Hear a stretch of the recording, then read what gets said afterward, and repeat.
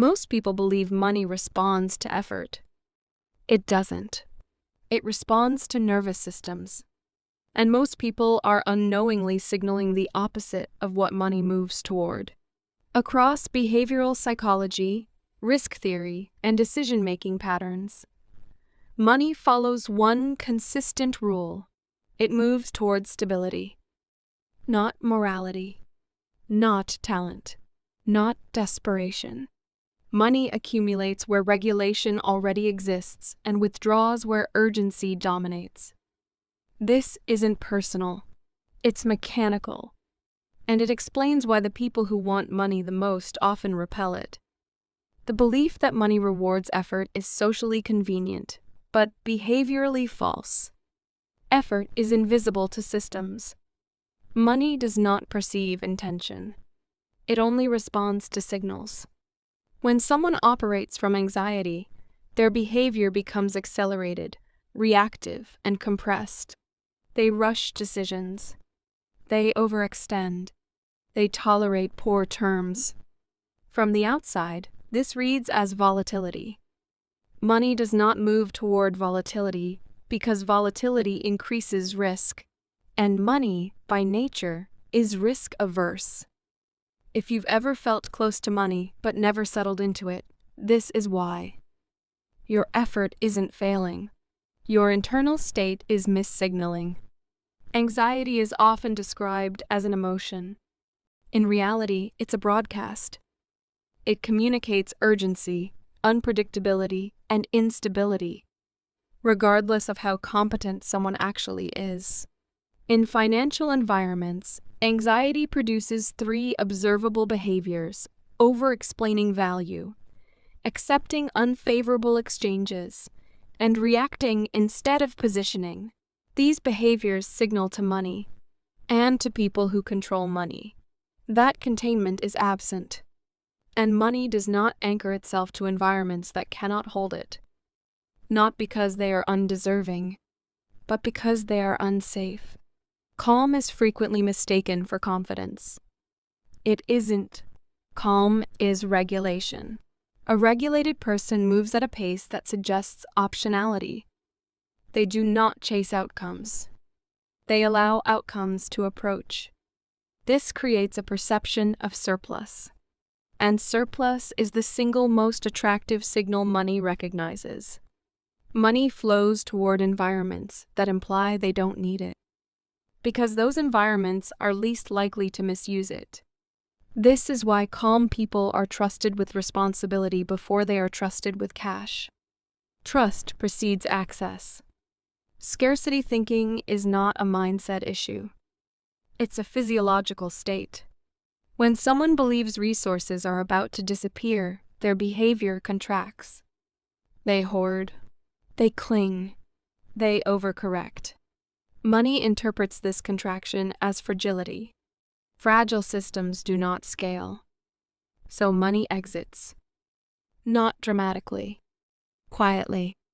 If opportunities seem to appear briefly and then disappear, this pattern explains it. This is where the signal starts to harden. If this perspective resonates, subscribe. This channel explains why effort fails and power accumulates quietly. Most financial advice is behavioral, but it's delivered cognitively. This creates a mismatch. An anxious person can understand strategy perfectly and still fail to execute it cleanly. Because strategy requires delay, tolerance, and restraint. Anxiety collapses time. When time collapses, leverage disappears. This is the point most people don't recover from. They keep learning. They keep optimizing, but they never stabilize. Money does not respond to need. It responds to anticipation. Anticipation implies patience. Patience implies confidence in continuity. When someone behaves as though money will arrive eventually, their decisions become cleaner. They wait. They negotiate. They decline. This behavior creates a reinforcing loop: better positioning, stronger terms, and increased trust. Money follows that loop, not because the person is lucky, but because their nervous system allows time to work. Desperation does not require words. It appears in follow-ups that escalate too quickly, pricing that adjusts preemptively, and emotional reactions to neutral outcomes. These behaviors create informational leakage. They reveal internal instability. Money always moves through people before it moves through systems. If people hesitate, money does too. This is where the loop becomes permanent. Money needs space. Not physical space, psychological space. When someone is regulated, they create room for complexity, delayed gratification, layered income streams, and long-term positioning. Anxious systems flatten complexity. They chase immediacy. Immediate results are rarely compounding results. And money prefers compounding environments. Wanting money badly feels like motivation. Behaviorally, it's pressure. Pressure compresses decision-making. Compressed decisions are brittle. Brittle systems break under scale. Money avoids brittle systems because they fail predictably.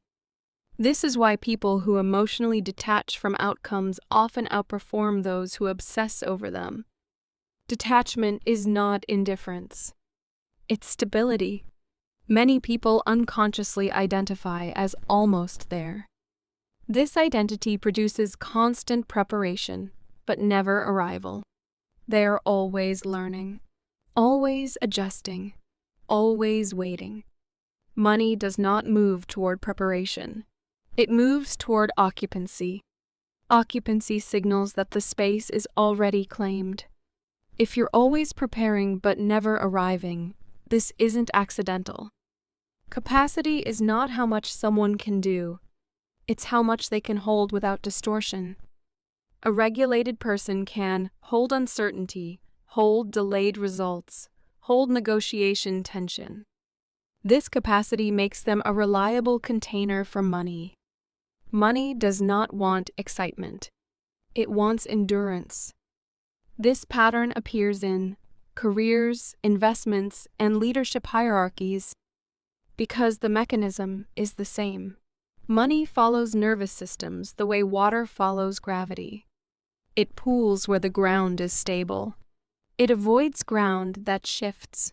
Urgency doesn't repel money because it's unattractive. It repels it because it signals collapse under pressure. Money doesn't test that theory. It avoids it.